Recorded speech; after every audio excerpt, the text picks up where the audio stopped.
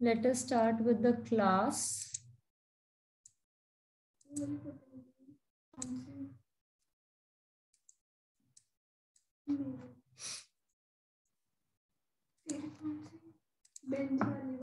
अब जो हमने लास्ट क्लास में पढ़ा था वो हमने कौन कौन से फॉर्मूले पढ़े थे? हमने एक तो पढ़ा था रेजिस्टेंस का, ठीक है, इक्विवेलेंट का सीरीज में पढ़ा था, वो क्या था?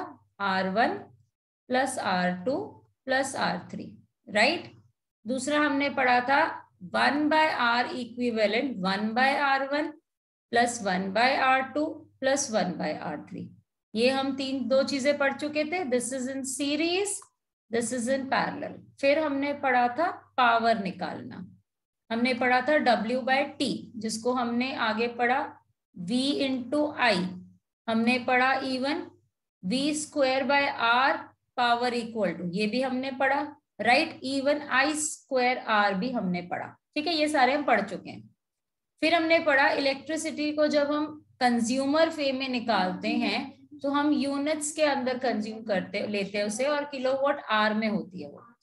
The last topic of your chapter is heating effect of current.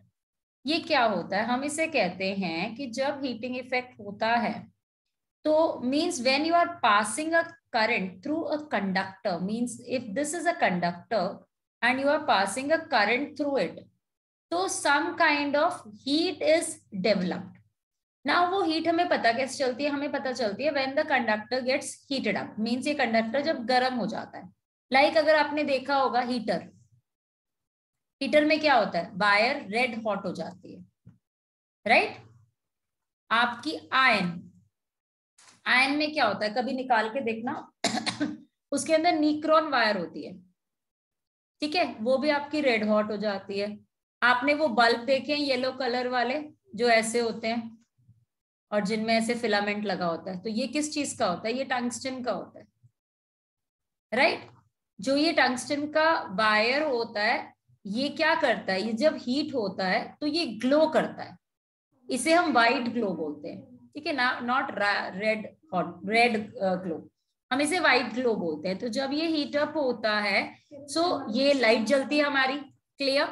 अब क्वेश्चन ये आता है कि इनमें ऐसा स्पेशल क्या है जिसकी वजह से हीट अप हो रही हैं चीजें? तो हम ये कहते हैं रेजिस्टेंस इज वेरी हाई। अब रेजिस्टेंस हाई होने से क्या होता है?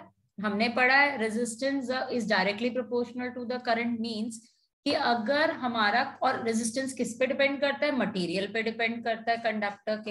हमने ये चीजें पढ़ी थी, फैक्टर्स अफेक्टिंग रेजिस्टेंस। तो मटेरियल देखो, अब हम कॉपर वायर को देखते हैं एक तरफ, और एक तरफ हम देखते हैं टंगस्टन वायर को, ठीक है। तो इसमें क्या होता है? किस वायर का रेजिस्टेंस ज्यादा होता है? बताओ, किसका रेजिस्टेंस ज्यादा है जिसमें से करंट फ्लो ना कर पाए इजीली? बोलो Tanisha, Tanishka,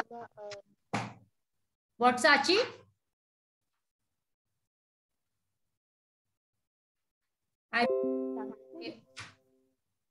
I didn't able to hear you. Just speak little louder. इसका या इसका? कॉपर आपके घर में लगी होती है हर जगह, राइट। और करंट इजीली फ्लो करता है कि नहीं करता? फ्लो करता है। सो दैट मीन्स इसका जो रेजिस्टेंस है इज वेरी लेस, इसीलिए करंट कैन इजीली फ्लो।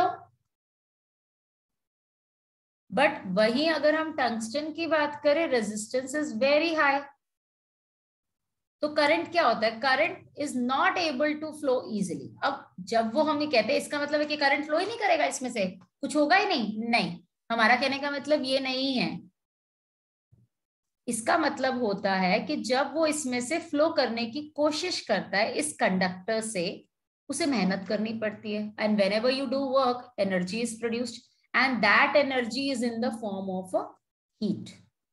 समझ में आया? बल्ब को आप जला के रखते हो, गर्म नहीं हो जाता कुछ देर बाद? देखा है ना?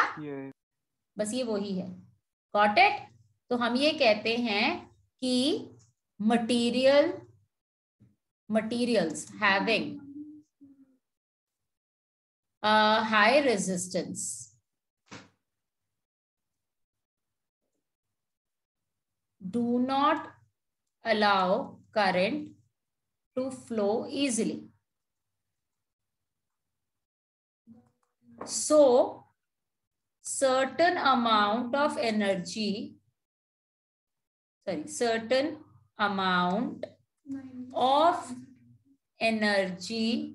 is converted into heat.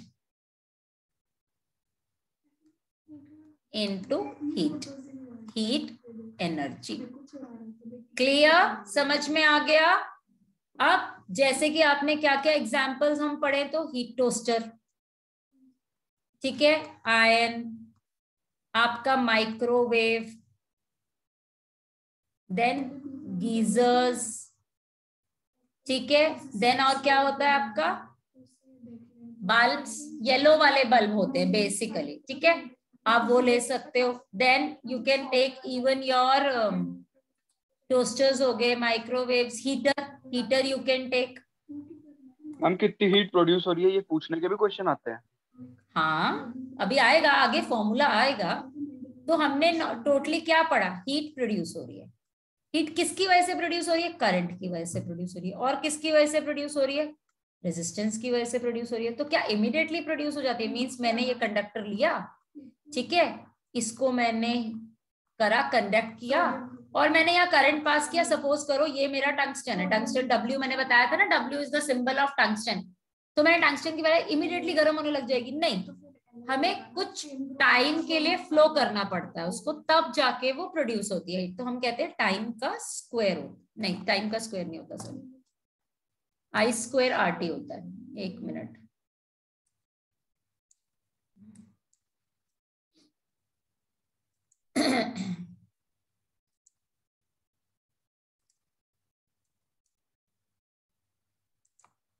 तो हम ये कह देते हैं इट इज I². अब इन तीनों चीजों पे डिपेंड करती है, बट किस ढंग से डिपेंड करती है? तो हम कहते हैं current, square of the current, resistance and the time. So this is the formula of your heat.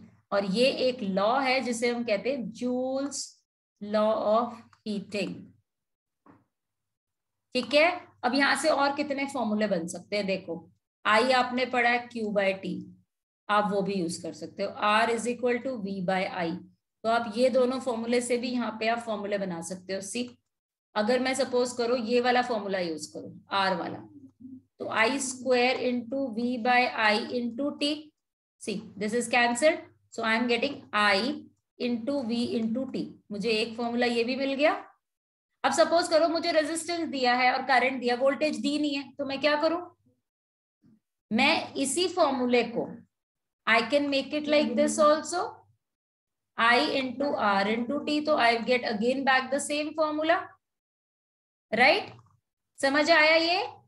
अब आपको सपोज करो करंट नहीं दिया है, सिर्फ वोल्टेज और रेजिस्टेंस दिया है, तो क्या करें? So come to this formula I वाला. तो हम क्या करेंगे? यहाँ पे आ जाओ, इसकी जगह डालो Q/T है, राइट? आप Q की जगह क्या डाल सकते हो? आपने फॉर्मूला पढ़ा है V is equal to W/Q. So that means Q is equal to W/V. Yes, तो आप चाहो तो वो भी फॉर्मूला यहाँ यूज कर सकते हो, उसमें भी कोई प्रॉब्लम नहीं है. तो इट ऑल डिपेंड्स कि आप किस तरीके का आपको दिया गया है क्वेश्चन में, and what is the requirement according to the numerical हम यूज करते हैं. इतना समझ में आया? Now let us see this. देखो, ये है आपका clear heating effect of current जो हमने अभी अभी पढ़ा. रिमेंबर भाई, याद है? यही फॉर्मूला हमने डिराइव किया. यस, सी, आया कहां से फॉर्मूला? कि जब इस कंडक्टर में से करंट फ्लो किया तो उसने वर्क डन किया. Power is equal to work done by T. Q into T यहाँ रखा, ये रखा. Q/T क्या होता है? I होता है. ये एक अलग फॉर्मूला है, याद रखना. और ये भी एक फॉर्मूला है. इन दोनों फॉर्मूले को यहाँ डाला गया है. Let me explain you. इन्होंने बोला वर्क डन क्या होता है? आपका आपने ये फॉर्मूला पढ़ा है, V is equal to Q by W by Q, ये पढ़ा है ना हमने वोल्टेज में। तो W क्या हुआ, V इंटू Q। ओके, अगर मुझे इसमें Q को एडजस्ट करना है तो मैंने अभी अभी पढ़ा I is equal to Q by T, that means Q is equal to I into T। ठीक है, एक तो मैं इसको इसमें डाल देती हूँ, तो W is equal to V into I into T। और वर्क डन क्या होता है, एनर्जी हीट ही होती है अल्टीमेटली, ये मैंने आपको बताया था अभी फॉर्मूला, डिराइव करने का तरीका वहां डिफरेंट था। अब सपोज करो you have to converted use the resistance here, तो आप क्या करोगे, आपको पता है कि आपका जो V है that can be equal to IR, हमने पढ़ा है दिस वन। सो हम कहते हैं V is equal to IR, V का फॉर्मूला यहां डाल दो, तो H is equal to I into R into I into T, that will become equal to I square RT।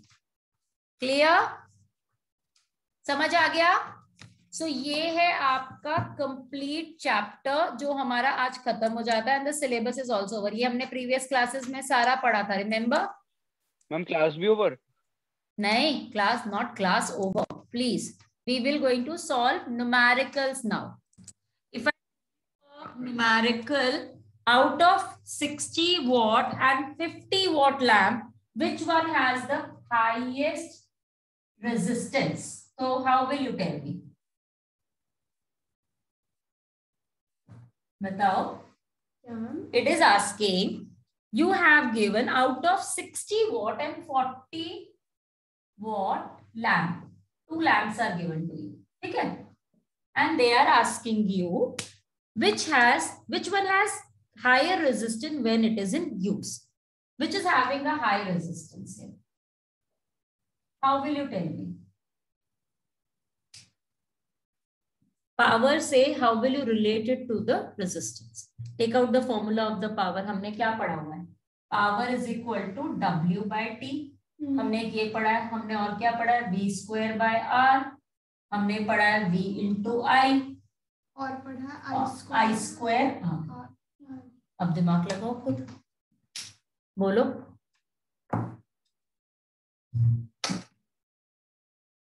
Today I am going to send you few questions of this chapter, so do these questions. 60 watt वाला कैसे, How come?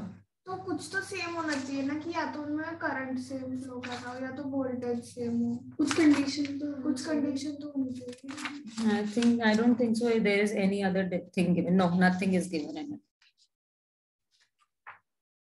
How will you find it? Tell me. See, you can see the formula easily. When voltage is given to you, power is always inversely proportional to resistance. Don't think about this formula. We always carry out this formula क्योंकि हमारे voltage की बात करते हैं हमेशा. So power is inversely proportional to the resistance. So that means whichever is having a low power will going to have a. नहीं तो voltage को देखते हैं, क्योंकि current तो change होता है, voltage के accordingly चलता है ना. वोल्टेज की वजह से करंट होता है, करंट की वजह से वोल्टेज नहीं होती है। बैटरी की कोई वोल्टेज होती है तो बैटरी के अकॉर्डिंगली करंट प्रोड्यूस होता है, करंट के अकॉर्डिंगली बैटरी रखी जाती है। क्लियर में पॉइंट? तो that's why we consider this too. तो यहाँ पे इनवर्सली प्रोपोर्शनल है, हमें आंसर मिल गया, जिसका वॉट कम उसकी पावर ज्यादा। ठीक है, next it is saying what is the commercial unit of electrical energy converted into units of joule. Commercial unit 1 kilowatt hour. Kilowatt hour. Okay. So we say it's kilowatt hour. Converted into joules. Do it. Then I'm sending you few questions which we will be solving. Work here. जब हम power की बात करते हैं, power is work done upon time. मैं समझ में आया। Is equal to power into time. 2 minute. Now you will do. Okay, do.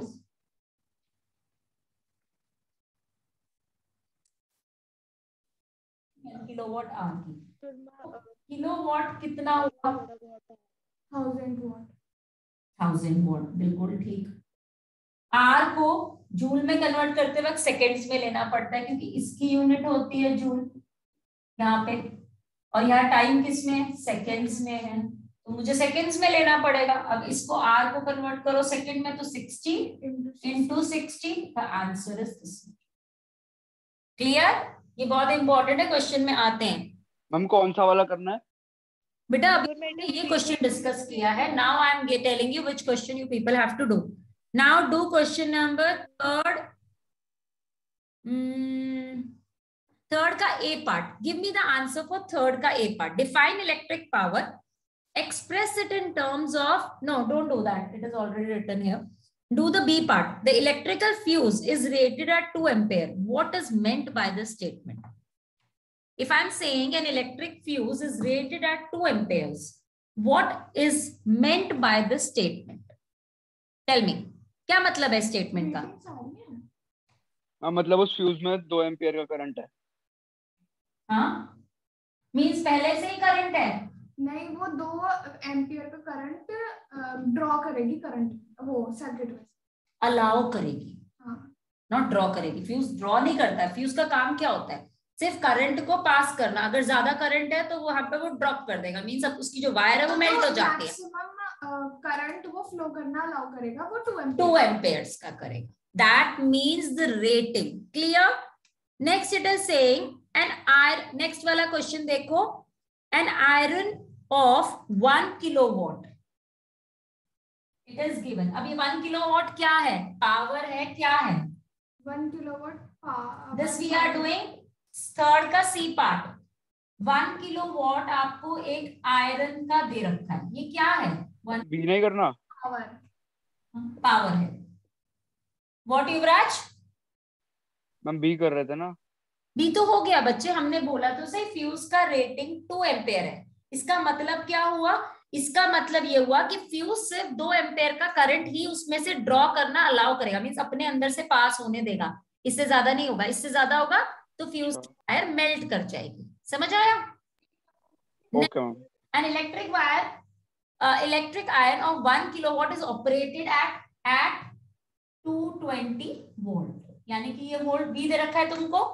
Now it is saying find which of the following fuse are respectively rated at this can be used। अब उन्होंने 3 fuse आपको दे दी, ठीक है? 1 ampere, 3 ampere, 5 ampere. वो बोल रहे हैं इस अकॉर्डिंग टू दिस डेटा हम कौन सा फ्यूज यूज कर सकते हैं। तो आपको क्या करना है? आपको यहाँ पे करंट निकालना है। मींस आपको अगर करंट मिल जाए तो आप यहाँ की डेटा निकाल सकते हो। हमने पढ़ा है पावर का फॉर्मूला बी, ठीक है? अब आप यहाँ पे करंट निकालो। आपको वॉट में दे रखा है, पावर वोल्ट में, तो हम क्या करेंगे? कन्वर्ट करेंगे पहले इसे वॉट के अंदर, ठीक है? करो 1000 watt and voltage is 220 into I. I कितना आया? 1000 अपॉन 220। ओके, 1000 अपॉन 220, ये कट गया। Then this is 50 upon 11, that means it is coming 4 point something, 4.2 something आएगा, right? 6, okay। So अब बताओ, if it is this is 4.6, then which I can use? Third fuse। 3 ampere. Clear? Means मैं इससे ज्यादा use नहीं कर सकती हूँ, because the 3 एम्पियर्स कैसे ज्यादा, मतलब मैं इसी लिमिट में 5 एम्पियर के लिमिट में यूज करूंगी, क्योंकि मेरा करंट अगर मैं इस आयरन को चला, अच्छा हाँ, तो मेरा इतना करंट वो ड्रॉ करेगा। तो मैं 3 एम्पेयर का फ्यूज थोड़ी ना लगाऊंगी, फिर तो ये अलाउ ही नहीं करेगा। मुझे 5 एम्पेयर का फ्यूज लगाना पड़ेगा। समझ आया क्वेश्चन कैसे सॉल्व करने हैं? Next, yes. अब करो क्वेश्चन नंबर, हमने 4 अभी कर लिया, 4 का बी पार्ट, कि out of 60 and 40 which lamp is having more resistance। तो मैंने बोला power is inversely proportional to resistance, याद रख लो। Then come to the question number 6 का B part। Go for question number 6 का B part। साची, तनिष्का, समझ आ रहा है? Yes, Gurma। Okay, now it is saying an electric oven is rated at 500 watt। क्या है ये 500 watt? Power is given as 500 watt। Clear? बेटा 6th का B part you have to see। Clear? It is given as 500 watt. Next it is saying is connected to a 220 watt line. Now voltage is given as 220 volt. Clear? Next it is saying and used for 2 hours daily. Time हमें दिया है 2 hours. ये daily चलती है and 2 hours daily. मतलब मैं अपने oven को जो इतने वॉट का है इतनी वोल्टेज पे 2 घंटा रोज चलाती हूँ, ठीक है। फिर उसने बोला calculate the cost of energy per month if the rate is 5 rupees per hour. मुझे कॉस्ट निकालनी है कब, अगर मेरा जो 5 रुपीज है वो किस चीज का है, पर किलोवाट आवर है। मैंने आपको क्या बताया था that per kilowatt hour is equal to unit. तो आपको पहले किलोवाट आवर में इसका आंसर निकालो। एक महीने में 30 डेज लेना। हाँ, एक महीने में आप 30 डेज लेके पहले तो पूरा कैलकुलेट करो कितना निकलेगा इलेक्ट्रिक एनर्जी। मैम ये एक दिन में 2 घंटे। सुनो मेरी बात सुनो, वो ये कह, अब सुनना पहले सब लोग, ये पावर है मेरे ओवन का, उतने वोल्ट पे 2 घंटा रोज चलती है, डेली चलती है, मुझे पूरे महीने का खर्चा निकालना है उसका। तो पहले मैं एक दिन का खर्चा तो निकालूंगी ना, तो एक दिन के खर्चे के लिए मैं इलेक्ट्रिकल एनर्जी लूंगी that is equal to power into time. Power क्या होगा, V into I into T. Power दे रखी है 500। ठीक है, तो फिर निकालो, फिर तो और भी इजी है तुम्हारे लिए। हाँ, तो बस तो सीधा यही निकालना है, तुम पावर लो दैट इज 500, लेकिन यहाँ पे किलोवाट में कन्वर्ट करो 0.5 तो upon 1000। Ma'am answer 30,000। 2 this get cancel 2 तो 1 आ रही है, 1 किलोवाट आवर। एक दिन में मेरा इतना खर्चा हो रहा है, एक महीने में कितना होगा इन 1 मंथ। मैम ये आपने किसकी निकाली आपने? जिसकी दे रखी है, मैंने भी तो यही करा था। आपको डायल में तुमने क्या किया था 30 किलोवाट आवर। अब उसकी कॉस्ट से मल्टीप्लाई कर दो उसको 5 रुपीज से, 150 रुपीज इंटू 5 तो 150 रुपीज। मैम ऐसे क्वेश्चन भी आएंगे बेटा, ऐसे ही आएंगे। मैम एक बात बताओ, जो इन्होंने 500 दे रखी है, अब मैम फिर तो मेरा हो गया। मल्टीप्लाई कर रहा है क्योंकि एक दिन में वो 2 घंटे चला रहा है। हाँ, बट यहाँ पे तो वो लिखा ही नहीं है कि 500 पर आवर है या फिर पावर जो है। उससे क्या लेना देना, पावर चेंज थोड़ा ना देगी, तुम 1 घंटे चलाओ या 4 घंटे चलाओ, पावर तो पावर ही रहेगी ना बेटा। हाँ, 150 आ रहा है ना फिर आंसर इज 150। समझ आया? किसी को है डाउट इसमें? Where is Tanishka? नीचे गिर गई? मैंने पूछा तनिष्का कहाँ, कहती नीचे गिर गई। मैम एक चीज पूछनी है। बताओ। मैम मैम और भी करना है। नंबर 8 क्वेश्चन नंबर 8 क्या कह रहा है, आपको सर्किट दिया है,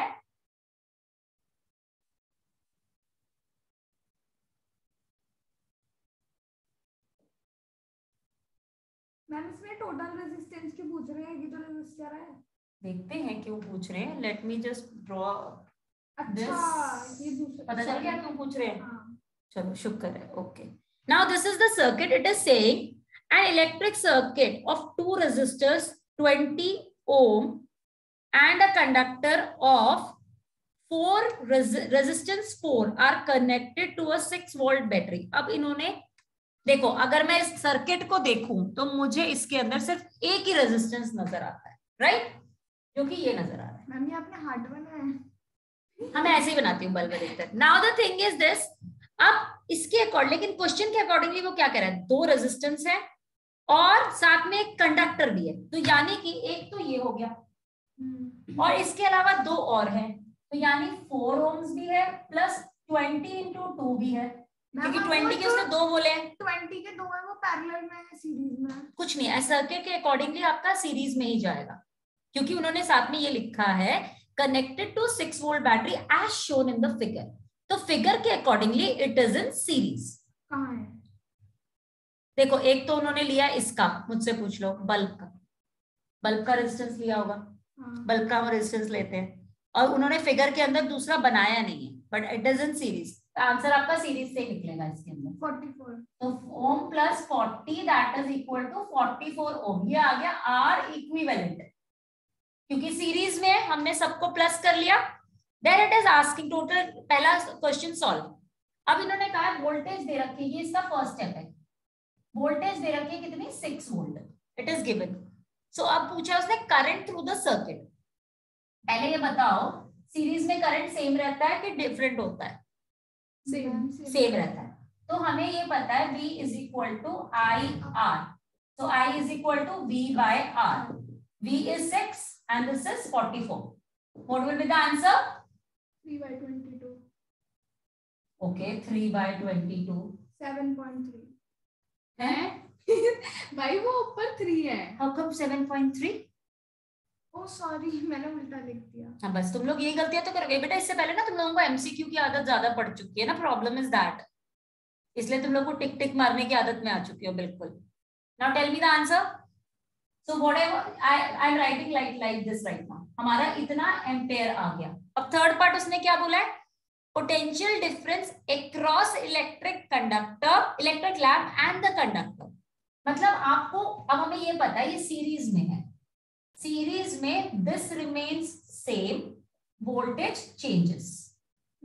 तो हमें इसके साथ इस करंट को लेना है, जो करंट यहाँ निकलेगा हर बारी। अब उसने बोला इसके लिए निकालो, एक इसके लिए निकालो। इसका मुझे पता है 20 ओम है, ठीक है। तो मैं क्या करूंगी थर्ड स्टेप में, पहले मैं रेजिस्टेंस के लिए निकाल रही हूँ। मींस मैंने निकाला वोल्टेज इज इक्वल टू, हमें निकालना है resistance is equal to 4 ohms and current आपका 3 by 22 एम्पियर्स। तो उन दोनों को मल्टीप्लाई कर देंगे। V is equal to I into R which will be equal to 3 by 22 into 4.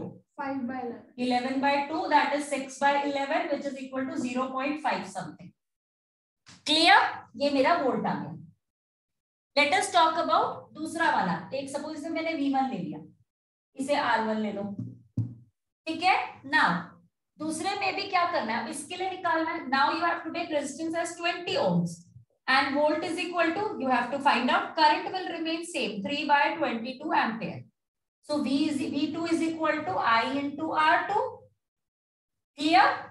So I is 3 by 22 and this is 20. Cancel out 11, 10.